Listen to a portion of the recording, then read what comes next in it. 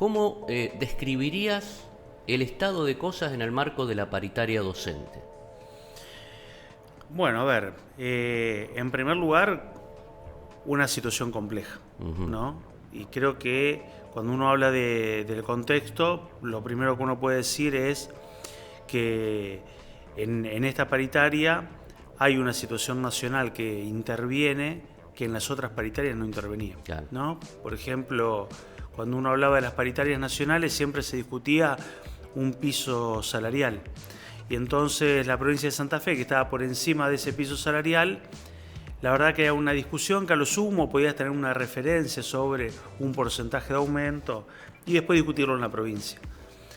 Pero ahora, claro, hay una incidencia directa porque hay fondos de la nación que no están viniendo, ¿no? Entonces no viene el fondo ni del Plan 25, ni lo que tiene que ver con el Fondo Nacional de Incentivo Docente, que eso es plata en el bolsillo de los trabajadores, ¿no? Ni el de refuerzo nutricional. Entonces, la primera contextualización es que es una discusión paritaria compleja. Compleja por lo que incide la discusión nacional, compleja por lo que implica la política nacional, que yo creo que eso también es un tema a analizar, ¿no?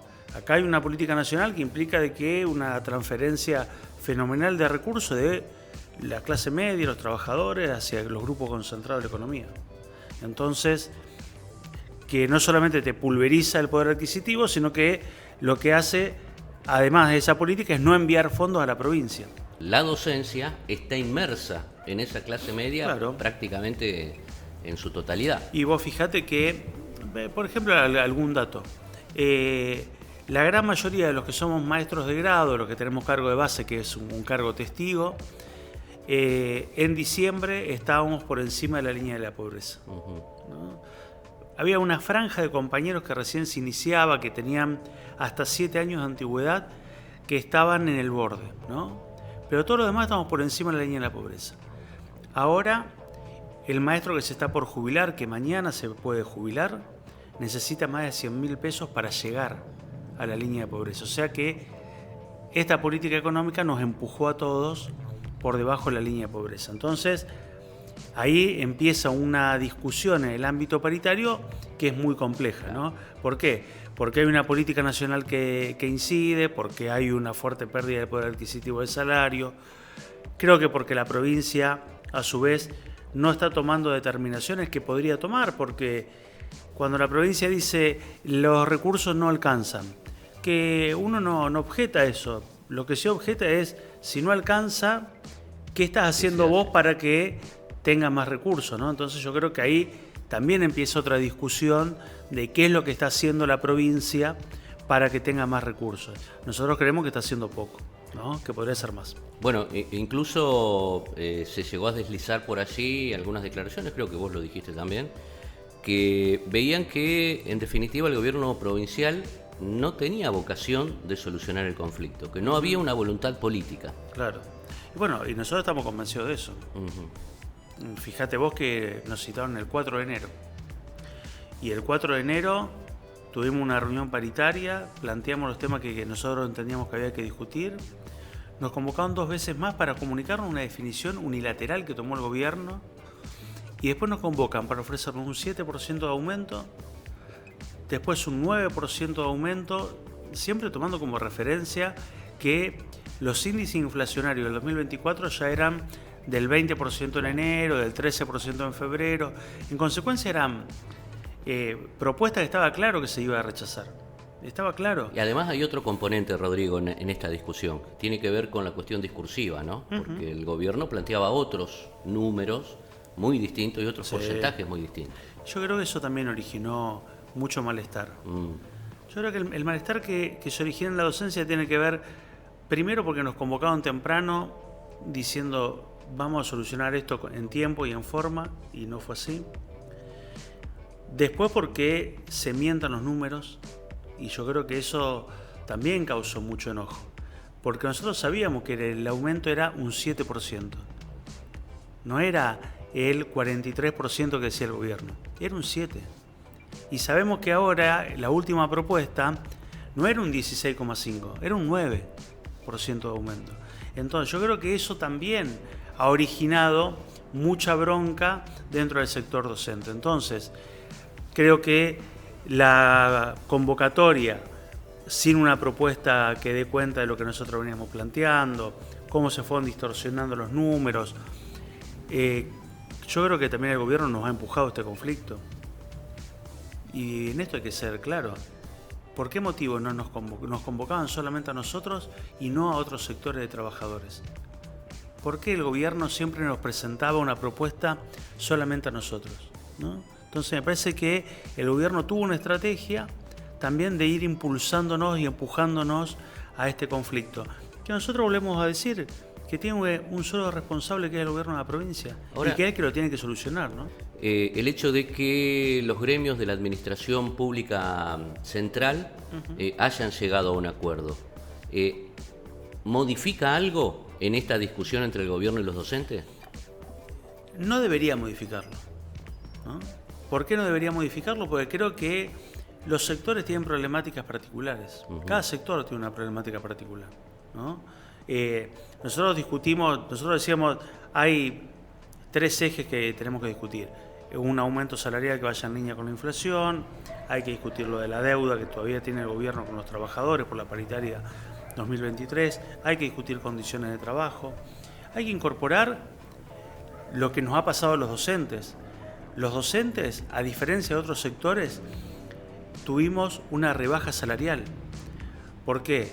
Porque nosotros los primeros días de febrero perdimos 28.700 pesos de incentivo docente. Y ahora, con el sueldo de marzo, los primeros días de abril, todos los maestros de grado que tenían el plan 25, o sea, la extensión horaria, van a perder entre 45.000 y 65.000 pesos. En consecuencia, nosotros ya tenemos una rebaja salarial. Yo creo que eso también amerita en la paritaria una discusión. Por eso creo que hay cuestiones que tienen que ver con los sectores y nosotros lo que estamos esperando es que el gobierno de la provincia nos convoque, nos presente una propuesta y que esa propuesta tenga que ver por lo menos con esta coyuntura, ¿no? Que es una coyuntura en donde los trabajadores no tenemos por qué estar pagando el ajuste, no tenemos por qué estar sufriendo esta situación económica donde indudablemente hay un grupo muy pequeño de ganadores y todo el pueblo argentino que está perdiendo. ¿Tuvieron en las últimas horas algún tipo de contacto con alguien del gobierno? No, todavía no. Lo que sí nosotros esperamos que la primera semana de abril sea una semana donde podamos por lo menos tener alguna reunión que implique destrabar el conflicto. Si fuera por nosotros estamos abiertos a la discusión en cualquier momento. Claro. Porque en ningún lado de la paritaria te dice que porque sea feriado o porque estés de paro o porque sea sábado o domingo no te puedas reunir. Nosotros estamos dispuestos, nosotros queremos solucionar el conflicto, queremos solucionar. Ahora, también lo que necesitamos es que el gobierno tenga voluntad para hacerlo, ¿no? Y cuando decimos que tenga voluntad para hacerlo, que indudablemente presente una propuesta que pueda ser considerada, que la propuesta contenga cuestiones relacionadas a las condiciones de trabajo. Claro. O sea, es que en estos días, Roberto, se habló mucho de los alumnos, ¿no? Y algunos funcionarios planteaban eso, ¿no? Decían de los días que se perdían o que tenían un solo día en los últimos. Y decía que nosotros pensemos en los alumnos. Y la verdad que si hay alguien que se preocupa por los alumnos, somos nosotros, ¿no? Porque muchas veces los funcionarios se preocupan o hablan de los alumnos cuando hay un paro. Claro. Pero si estarían preocupados por los alumnos, ¿por qué, no te digo el 4 de enero, el 5? No presentaron una propuesta diciendo, bueno, mirá, vamos a crear más cargos, vamos a crear más horas cátedras, vamos a hacer una investigación de lo que pasa en la infraestructura escolar y vamos a hacer, por lo menos, darle prioridad a aquellas escuelas que más lo necesiten para empezar el ciclo lectivo. ¿Por qué no pensamos alguna propuesta de formación que sea gratuita en servicio para los compañeros de toda la provincia? Porque acá los que vivimos en Santo Tomé, en Santa Fe, el acceso a la formación docente es más fácil. Sí. Ahora, hay que pensar en toda la provincia. Y entonces, ¿por qué no pensar procesos de formación? ¿Por qué no pensar materiales didácticos para profundizar los procesos de aprendizaje? Bueno, está claro de que si hay alguien que está pensando en poder fortalecer estos vínculos con nuestros estudiantes, somos justamente los docentes, ¿no? Rodrigo, sos una persona que recorre permanentemente la provincia, eso lo estábamos charlando incluso antes de la nota. Ayer estuviste en Reconquista, hoy en San Lorenzo, del norte al sur de la provincia. ¿Cómo calificarías el nivel en cuanto a la infraestructura que tiene la educación santafesina, la educación pública santafesina? Y es muy dispar, es muy dispar, ¿no? Pero incluso hasta dentro de los propios departamentos, ¿no? Uno encuentra establecimientos educativos que tienen todas las comodidades, pero a las pocas cuadras un establecimiento educativo que tiene todas las falencias, ¿no? Entonces yo creo que es necesario una política que tienda a mejorar la infraestructura escolar, ¿no? Porque eso también es pensar en los alumnos, ¿no? Pero por supuesto, pero que la infraestructura escolar no es solamente el vidrio ni la pintura. No sé que se están suspendiendo muchos días de clase en escuelas por falta de agua, por robos, donde tampoco se está tomando medidas que tiendan no solamente a reponer lo que se roban, sino a buscar algún grado de seguridad dentro del establecimiento educativo para que se puedan desarrollar las actividades. Pero está claro que si vos llegás a tu escuela y te encontrás que te está faltando todo el cableado, que no tenés luz, es imposible trabajar, o que no tenés agua, tenés que suspender las actividades. Entonces creo que la infraestructura escolar es un eje que todos sabemos que lleva tiempo, que no es de un día para otro, pero sí tiene que haber un plan que pueda ayudar a sostener por lo menos avances significativos que impliquen que si hay una suspensión de clase no tenga que ser por un problema de infraestructura, sino que la infraestructura ayude a fortalecer los procesos de aprendizaje, ¿no?